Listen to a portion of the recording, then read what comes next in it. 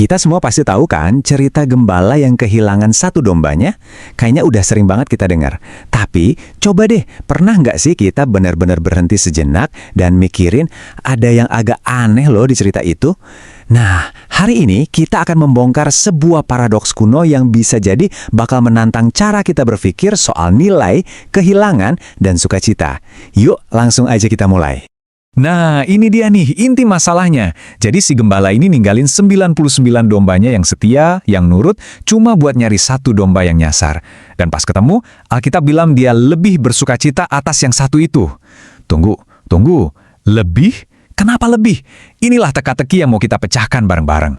Ini pertanyaan yang wajar banget kan? Jujur aja, kedengarannya kayak nggak adil. Kenapa yang tersesat malah dapat sukacita yang lebih besar? Apa kesetiaan 99 domba yang lain jadi nggak ada artinya? Mari kita gali lebih dalam. Oke, untuk bisa menjawab pertanyaan tadi, kita harus paham dulu kalau cerita ini, ya, bukan sekedar tentang domba. Sama sekali bukan. Perumpamaan ini sebenarnya adalah sebuah kiasan yang dalam banget maknanya. Tentang nilai, tentang kasih, dan tentang apa sih yang sebetulnya paling penting? Konteks itu segalanya. Jadi, tepat sebelum cerita ini dimulai, Yesus itu lagi ngomongin soal kerendahan hati, ngasih peringatan supaya jangan sampai kita menyesatkan orang lain, dan yang paling penting, dia menekankan betapa berharganya setiap satu jiwa. Jadi cerita ini tuh bukan cerita lepas, tapi puncak dari sebuah pelajaran tentang kasih yang nggak cuma diam, tapi aktif mencari. Jadi, poin utamanya adalah ini. Ini bukan cerita tentang manajemen ternak yang baik. Ini adalah sebuah teologi penyelamatan yang dikemas dalam sebuah cerita sederhana. Ini tentang Tuhan yang secara aktif, secara sengaja menjalankan sebuah misi penyelamatan. Nah, sekarang mari kita sambungkan ini semua untuk menjawab pertanyaan utama kita. Kenapa sukacitanya begitu besar? Jawabannya, ini bukan soal perbandingan nilai, sama sekali bukan. Ini semua tentang luapan emosi yang luar biasa. Emosi yang muncul dari sebuah misi penyelamatan yang berhasil. Sukacita si gembala ini punya 3 sumber utama. Pertama, tentu saja, penyelamatan. Itu loh perasaan lega luar biasa karena berhasil merebut sesuatu dari ambang kehancuran. Kedua, pencarian. Rasa senangnya itu bukan karena kebetulan, tapi karena itu adalah hasil dari usaha keras yang gak kenal lelah. Dan yang ketiga, ini yang paling menyentuh, pemulihan. Ini adalah kebahagiaan saat sebuah hubungan yang tadinya rusak, akhirnya diperbaiki. Ikatan yang hilang, nyambung lagi. Nah, inilah yang bisa kita sebut emosi keselamatan. Coba bayangin deh, perasaan seorang petugas damkar yang berhasil menarik orang keluar dari gedung yang terbakar, atau perasaan seorang dokter yang melihat pasiennya bangun dari koma. Nah, jenis sukacita seperti itulah yang sedang kita bicarakan di sini, kemenangan atas maut. Oke. Sekarang kita sampai di bagian lain dari paradoks ini. Kalau sukacitanya begitu besar buat yang satu itu, terus gimana nasib yang 99? Yang setia? Apa mereka jadi dilupakan? Atau jadi dianggap kurang penting? Nah, ini harus kita luruskan. Poin ini harus jelas banget. Perumpamaan ini sama sekali tidak mengajarkan bahwa mereka yang setia itu jadi kurang berharga. Nggak sama sekali.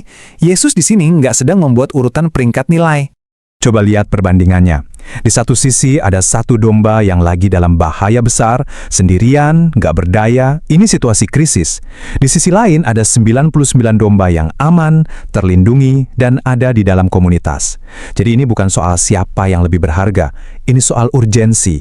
Fokus si gembala itu otomatis tertuju pada kondisi darurat. Jadi, ini bukan tentang siapa yang lebih dicintai, tapi tentang siapa yang sedang dalam bahaya paling besar saat itu. Ini soal prioritas kasih yang didorong oleh keadaan darurat. Ada sebuah analogi yang bagus banget buat bantu kita ngerti soal ini. Coba bayangin seorang ibu punya 4 anak. Dia sayang sama semuanya dong pastinya, tapi suatu hari salah satu anaknya sakit parah. Kira-kira semua perhatian, energi, dan emosi si ibu bakal tertuju kemana? Pasti ke anak yang sakit itu kan? Pertanyaannya, apakah itu berarti dia jadi kurang sayang sama 3 anak lainnya?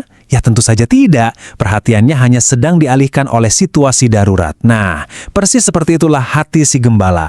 Ini gambaran yang pas banget. Jadi, apa pelajarannya buat kita sekarang? Ternyata, perumpamaan ini ngasih kita peringatan penting untuk komunitas manapun di zaman modern ini. Entah itu gereja, organisasi, atau bahkan keluarga, tentang 2 jebakan yang sangat umum. Di satu sisi ada bahaya jadi benteng.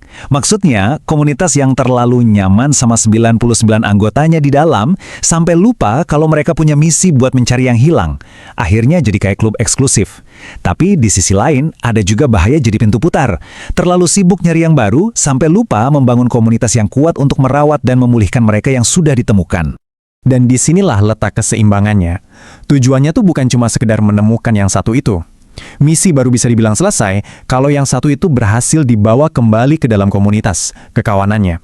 Penemuan tanpa pemulihan itu misi yang belum tuntas. Jadi, sebagai penutup, mari kita sama-sama merenung.